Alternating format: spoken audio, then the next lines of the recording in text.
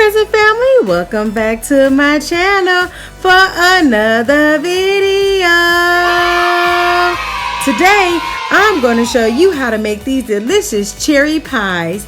You heard me right, guys. Today we're going to make cherry pies, so let's go ahead and get started. Alright, first up, let's start with our puff pastry sheets.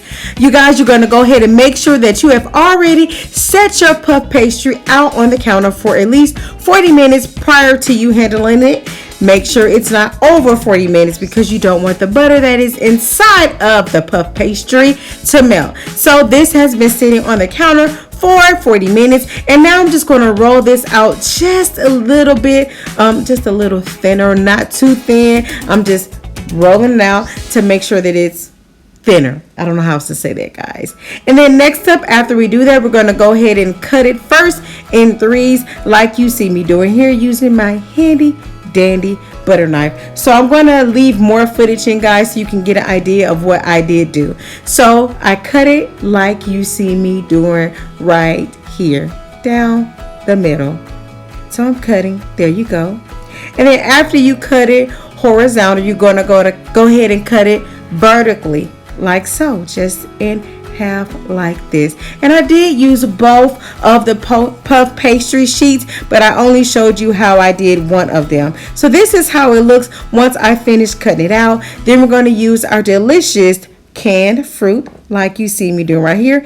If you're fancy and you want to use and make your own cherries pie filling, go right ahead. But I bought this pie filling because it's a lot simpler. This is an easy recipe that we're making today. So as you can see, I'm using my tablespoon. I'm making sure that I do not put the cherry pie filling on the side. You see I'm leaving space there because you do need that space in order to add the other piece of the puff pastry on top like you see me doing right here.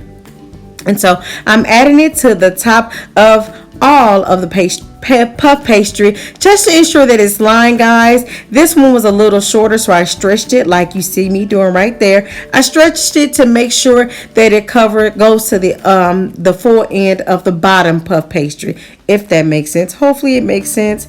And now we're going to use our fork. I did press all the way down. Make sure that you're not cutting into the filling because you do not want any spillage. So you're going to use your fork and press all the way down to make sure that they are there's no spacing in there, basically, because you don't want the cherry pie filling to seep out. So as you can see, that's basically what I did, and you're going to do it to all of your puff pastry dough like you see me doing there. This is how it looked when we finish it, guys. Just so you know, I did go ahead and place that in my freezer for 40 minutes while I worked on this. So now that's my room temperature cream cheese. We're working on the drizzle, and my room temperature butter. And then we're going to mix this up just a little bit before we add, guess what? We're going to go ahead and add the powdered sugar now. So you're going to go ahead and add your powdered sugar to the bowl, and then you're going to add your vanilla extract.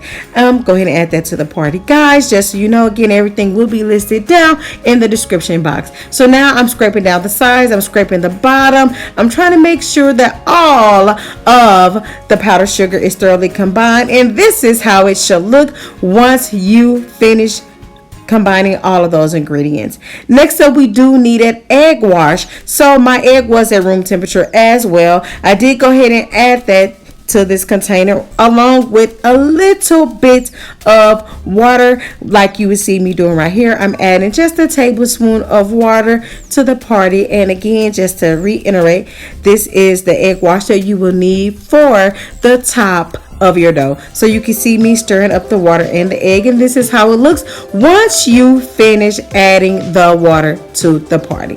Next up, I took it out the freezer. I do wish I would have set this in there for about an hour. So instead of the 30 minutes, just go ahead and set yours in for an hour. And the reason why I'll say that, I'll show you later on in the video. But first up, let's go ahead and add our egg wash to the top of the puff pastry like you see me doing right here. And again, these were in the freezer. I'm suggesting that you put it in the freezer for at least 1 hour. and I will show you in a second why I believe you should do that. So this is me adding the egg wash to the crimp sides, to the top, all over to the very top of your puff pastry. Make sure that you cover it all like you see me do here. I went back just to make sure it was all covered. So the reason why I said I believe you should keep it in for at least an hour, because guys, it's a lot easier to cut these slits inside of your puff pastry if it is frozen. And I am using a very sharp knife. Though it's small, it's very, very sharp. And this is how it looks before I put it in my preheated oven. All the instructions will be listed down below. And when it came out of the oven, this is how it looked, guys, straight out of the oven. Now, you want to allow this to cool to room temperature because we're going to add the drizzle, and you don't want the drizzle just to fall off. So I did let this sit on my counter for about 30 to 40 minutes, and then I microwaved that cheesecake frosting mixture that we made earlier. I put it in the microwave for about 30 seconds. Yeah, it was about 30 seconds. And now I'm using this just to drizzle. If you don't have this tool, guys, again, use a spoon. No big deal. So as you can see, we are at the end of the video. Please be sure that you like, comment, share, and subscribe. Hit the bell down below, guys, to be notified. And until the next one, bye.